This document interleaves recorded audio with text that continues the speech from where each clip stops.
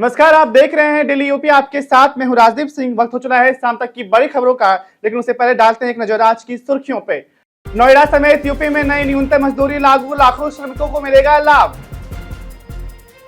अटल आवासीय विद्यालयों में अब सीबीएसई कराएगा प्रवेश परीक्षा, शिक्षा व्यवस्था होगी और पारदर्शी। गंगा एक्सप्रेसवे के किनारे विकसित होंगे औद्योगिक कॉरिडोर। गोरखपुर की विकास परियोजना में तेजी, सरकार सड़क, स्वास्थ्य और शिक्षा पे सरकार का बड़ा फोकस। लखनऊ में हुई मानसून तैयारी की समीक्षा बैठक।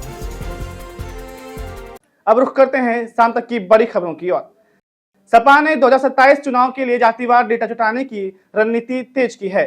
समाजवादी पार्टी ने उत्तर प्रदेश में विधानसभा चुनाव 2027 की तैयारियां तेज करते हुए बूथ स्तर पर जातिवार वोटरों का डेटा जुटाने की अभियान शुरू कर दिया है। पार्टी का लक्ष्य हर विधानसभा क्षेत्र में सामाजिक समीकरणों को समझकर उसी आधार पर उम्मीदवारों का चयन करना है। इसके लिए कार्यकर्ताओं को घर घर जाकर जानकारी एकत्र करने की जिम्मेदारी दी गई है। सपा का मानना है कि पीडीए यानी पिछड़ा, दलित और अल्पसंख्यक वर्ग को साथ लेकर वह चुनाव में मजबूत स्थिति बना सकती है। राजनीतिक जानकारों इसे आगामी चुनाव की बड़ी रणनीति मान रहे हैं। यूपी में आज भारी बारिश का अलर्ट। भारतीय मौसम विभाग ने उत्तर प्रदेश के कई जिलों में भारी बारिश, तेज हवाओं और आकाश से बिजली गिरने की चेतावनी जारी की है। पश्चिम, मध्य और पूर्वी यूपी में कई हिस्से में 50 से 70 किलोमीटर प्रति घंटे की रफ्तार से हवाएं चल सकती है। प्रशासन ने लोगों को पेड़ों और कमजोर भवनों से दूर रहने की सलाह दी है। किसानों से भी खेतों में सावधानी बरतने की अपील की गई है। लगातार बारिश के कारण कई जिलों में जलभराव और यातायात प्रभावित होने की आशंका जताई जा रही है। मुजफ्फरपुर नगर में ऑप्टिकल शोरूम में लगी भीषण आग। मुजफ्फरपुर के न्यू मंडी क्षेत्र में स्थित एक बड़े ऑप्टिकल शोरूम में भीषण आग लग गई है। आग इतनी तेजी से फैली कि लाखों रुपए का सामान जलकर राख हो गया। सूचना मिलते ही दमकल विभाग की कई गाड़ियां मौके पर पहुंची और घंटों मशक्कत के बाद आग पर काबू पा लिया गया। शुरुआती जांच में शॉर्ट सर्किट को आग लगने की वजह माना जा रहा है। हालांकि प्रशासन ने मामले की विस्तृत जांच का आदेश दिया है। घटना में किसी के हताहत होने की सूचना नहीं मिली है। गंगा एक्सप्रेसवे के किनारे विकसित होंगे औद्योगिक कॉरिडोर। उत्तर प्रदेश सरकार गंगा एक्सप्रेसवे किनारे बड़े औद्योगिक कॉरिडोर विकसित करने की योजना पर काम कर रही है।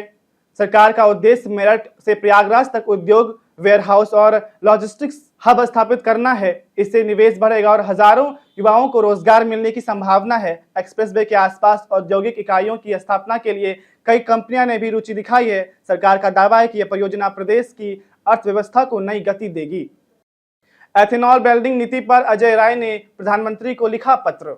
उत्तर प्रदेश कांग्रेस अध्यक्ष अजय राव ने एथेनॉल ब्लेंडिंग नीति को लेकर प्रधानमंत्री नरेंद्र मोदी को पत्र लिखा। उन्होंने इस नीति के किसानों, चीनी उद्योग और आम उपभोक्ताओं पर पड़ने वाले प्रभाव को लेकर चिंता जताई है। पत्र में नीति की समीक्षा करने और संभावित पक्षों से व्यापक जांच के बाद आगे बढ़ने की मांग की गई है। कांग्रेस का कहना है कि किसानों और उद्योग दोनों के हितों को ध्यान में रखते हुए संतुलित निर्णय लिया जाना चाहिए।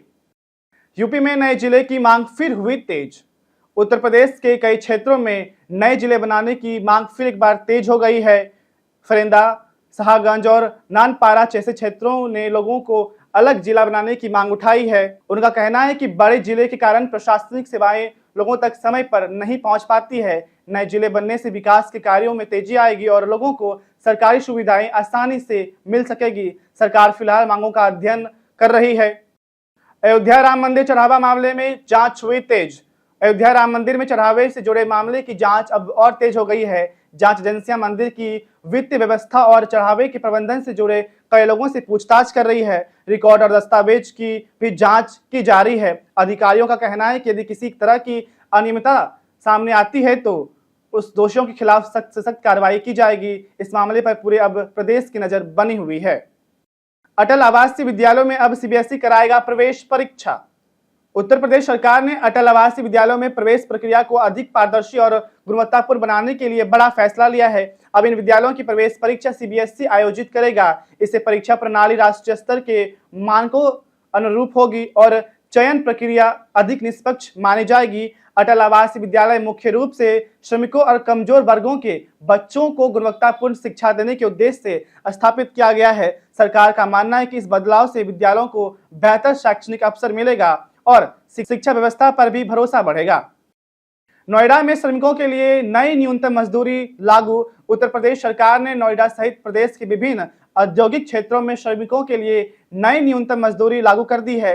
इन नई दरों का लाभ लाखों मजदूरों को मिलेगा। सरकार का कहना है कि इससे श्रमिकों की आर्थिक मजबूती होगी और उद्योग में बेहतर कार्य वातावरण बनेगा। श्रमिक संगठनों ने फैसले का स्वागत किया है, जबकि उद्योग जगत लागत बढ़ने की चिंता जताई है। गोरखपुर में विकास परियोजनाओं का हुई समीक्षा। गोरखपुर में सड़क, स्वास्थ्य, शिक्षा और औद्योगिक विकास से जुड़ी कई परियोजनाओं की समीक्षा की गई है। अधिकारियों तय समय सीमा के भीतर सभी परियोजनाओं पूरी करने का निर्देश दिए गए हैं। सरकार का लक्ष्य पूर्वांचल में बेहतर बुनियादी सुविधाएं उपलब्ध कराना है। कई नई सड़क और फ्लाईओवर परियोजनाओं पर भी तेजी से काम किया जा रहा है। इससे क्षेत्र के लोगों को बेहतर यातायात और रोजगार के अवसर मिलने की उम्मीद है। वाराणसी में पर्यटन सुविधाओं का होगा विस्तार। घाटों का सौंदर्यीकरण, सड़क संपर्क और पर्यटकों के लिए अधिक सुविधाएं विकसित की जा रही है। प्रशासन का कहना है कि आने वाले समय में पर्यटकों की संख्या बढ़ेगी। इससे स्थानीय व्यापार और रोजगार को भी बढ़ावा मिलेगा। प्रयागराज बलिया एक्सप्रेस वे विस्तार की तैयारी। प्रदेश सरकार प्रयागराज से बलिया तक एक्सप्रेस वे विस्तार की योजना पर तेजी से काम कर रही है। सर्वे कार्य पूरा होने के बाद आगे की प्रक्रिया शुरू कर दी गई है। इस परियोजना से पूर्वांचल के कई जिले को बेहतर सड़क संपर्क मिलेगा। सरकार का दावा है कि इससे व्यापार, पर्यटन और औद्योगिक विकास को नई गति मिलेगी। लखनऊ में मानसून तैयारियों की समीक्षा बैठक। राजधानी लखनऊ में मानसून को देखते हुए उच्च स्तरीय समीक्षा बैठक आयोजित की गई। अधिकारियों को जलभराव रोकने, नालों की सफाई, बिजली व्यवस्था और आपदा प्रबंधन को मजबूत करने के निर्देश दिए गए हैं। सरकार ने सभी जिले को अलर्ट मोड पर रहने के लिए कहा है, ताकि किसी भी आपात स्थिति से तुरंत निपटा जा सके। पश्चिमी यूपी में जलभराव की आशंका। भारी बारिश की चेतावनी के बाद पश्चिमी उत्तर प्रदेश के कई जिलों में जलभराव की आशंका बढ़ गई है। नगर निगम और जिला प्रशासन ने नालों की सफाई तेज कर दी है। राहत एवं बचाव दलों को भी तैयार रहने के निर्देश दिए गए हैं। लोगों से भी अनावश्यक यात्रा से बचने और मौसम विभाग की सलाह का पालन करने की अपील की गई है। 125 रन के करारी हार के बाद फूटा श्रेयस अय्यर का गुस्सा। इंग्लैंड के खिलाफ तीसरे टी20 मैच मुकाबले में भारत को 125 रन से करारी हार का सामना करना पड़ा है, जो टी20 अंतर्राष्ट्रीय इतिहास में टीम इंडिया की सबसे बड़ी हार बन गई है। मैच के बाद कप्तान श्रेयस अय्यर ने टीम के प्रदर्शन पर कड़ी नाराजगी जताई। उन्होंने कहा कि खिलाड़ियों ने बेहद खराब क्रिकेट खेला और इतनी बड़ी हार की किसी भी हाल में स्वीकार नहीं है। अय्यर ने माना कि बल्लेबाजी और गेंदबाजी दोनों विभाग ने पूरी तरह से विफल रहे हैं तथा टीम को अपनी गलतियों से सीख लेकर आगे मुकाबले का दमदार वापसी करनी चाहिए। बीते दिन हमारे द्वारा पूछे गए सवाल का जवाब आप लोगों में कई लोगों ने कमेंट सेक्शन में दिया। जिन्होंने हमारे सवाल का जवाब दिया है उनके नाम हैं राहुल गुप्ता, रामजीवन संखवार, आलोक कुमार, निरंजन सिंह, अदिति सिन्हा। अब आज का सवाल, क्या मोबाइल के ज्यादा इस्तेमाल से आपकी पढ़ाई या काम पर असर पड़ रहा है? आप अपना जवाब हमारे कमेंट सेक्शन में लिखकर भेज सकते हैं। आज के बुलेटिन में इतना ही। कि तमाम यूपी खबरों के लिए देखते रहिए डेली यूपी न्यूज। धन्यवाद।